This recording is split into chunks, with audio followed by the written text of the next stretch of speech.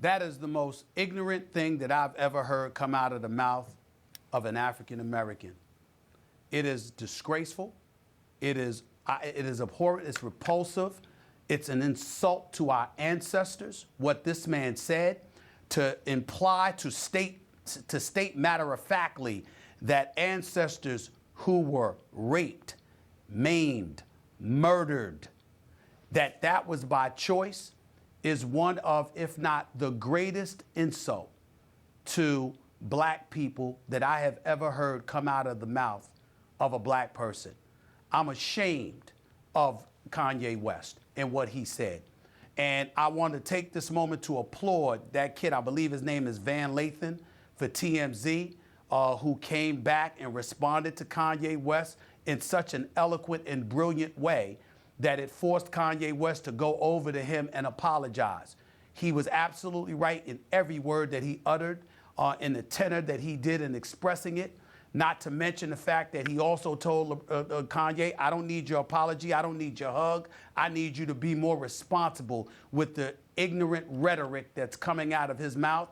I don't know what has happened to Kanye West, I don't know what is wrong with this brother, but what he said was so incredibly insulting to African Americans and black people the world over, that the ultimate emotion that rakes through my soul is sadness. Sadness that this brother would feel the need to say what he said. He has no business being a part of any kind of race summit whatsoever. Donald Trump, he's the president. Colin Kaepernick, his work and his words and his efforts speak for itself, no matter what you agree with or disagree. Kanye West needs prayer. He needs help. I don't know where from or who should provide it, but clearly he is not the individual that should be a part of this race summit. That's all I have to say about it. I'm going to address those exact points. In the first place, if Kanye West's comments on race are disqualifying in terms of his participation in a race summit, then Donald Trump's certainly have been. Donald Trump ran on white ethnocentrism, really, on white ethno-nationalism. And in fact, you can see that racial resentment among white people was the best predictor of a vote for Donald Trump. So you have to ask yourself, is the person calling this summit an honest broker, or are they rather engaging in a cynical political maneuver?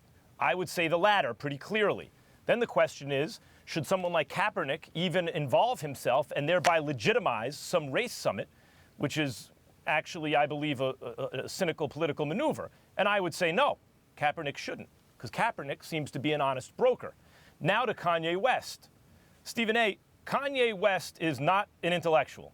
He has not been rigorously formally educated, nor is he, if he is a deep thinker, then that he is not able to articulate it in any kind of public speech, unless you include kind of interpreting lyrics, where you can have a debate about that. But the idea of mental slavery goes back to, even predates Marcus Garvey. But you know that the Bob Marley song, Redemption Song, emancipate yourself from mental slavery, none but ourselves can free our minds. That was taken really from a Marcus Garvey speech in 1937. You know, others can emancipate us physically, but none but ourselves can emancipate our minds. And Kanye here seems to either be clumsily referring to that idea, or else without rigorous formal education, or much at all, it seems to me, is stumbling upon this idea himself and articulating it poorly. I think that's what's going on. Now, the reason this has caused waves is, number one, Donald Trump has responded to it because Kanye praised him. And obviously, if you praise Donald Trump, he wants to include you right away in a talk.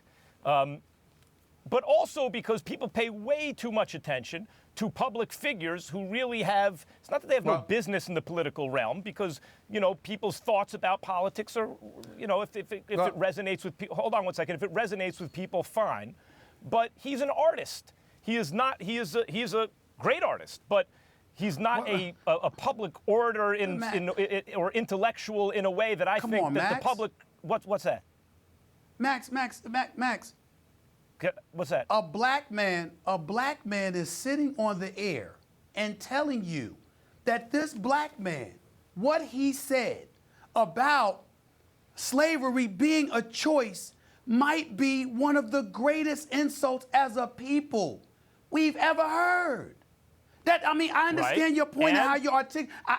But what I'm saying is that you're talking about what you surmise he meant, or what I'm telling you how it hit a community, if not a nation of people. How incredibly I just had somebody, one of my best friends, text me just a second while you were talking. He said, quote, Kanye West is dead to me. He does not want to hear what kind of explanation circulates around what Kanye West must have meant. Stephen A. Yeah, but You Stephen do A, hold on, not hold on a Wait, second, say Molly. that. can I say one thing really quick? Because Stephen A., as wasn't- I was in the soon as he said something about, he said the whole slavery comments, I just want to add that he lost, like, I want to say 10 million followers instantly. And the one thing I wanted to ask is, I don't think he can ever come back from this. Like, Well, I think I Kanye don't West think is he can done. either. I don't think there's anything he ahead. can do or anything he Guys, can say. but